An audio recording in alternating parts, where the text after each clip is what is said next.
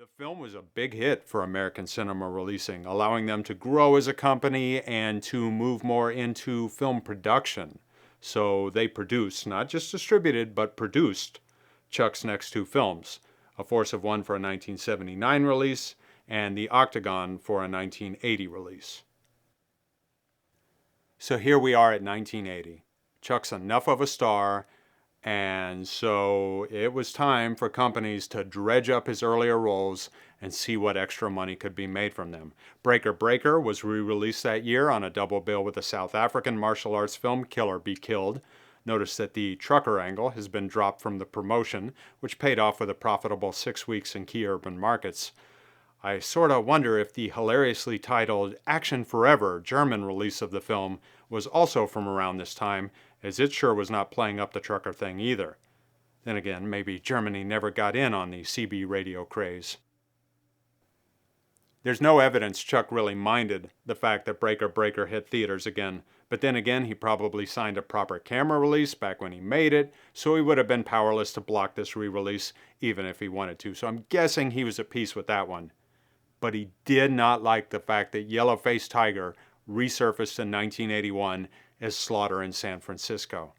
See, reportedly, he made Yellow-Faced Tiger for barely any money and with no signed contract. And like I said, he never dubbed his part in English, presuming it wouldn't even play in America. So in 1981, Chuck had legitimate concerns that an old, low-budget, dubbed Hong Kong movie where he played the villain would damage his career if it was presented as a new Chuck Norris film. Now, his most recent film had been The Octagon, right? And in some territories, Yellow-Faced Tiger in 1981 was being marketed as the return of the Octagon.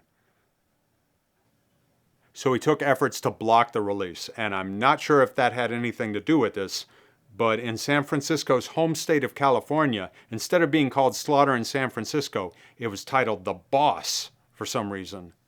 And Chuck clearly felt very strongly about not letting this movie damage his career because he continued with attempts to block the film on into the home video age, both under Slaughter in San Francisco and under the new VHS title, Karate Cop.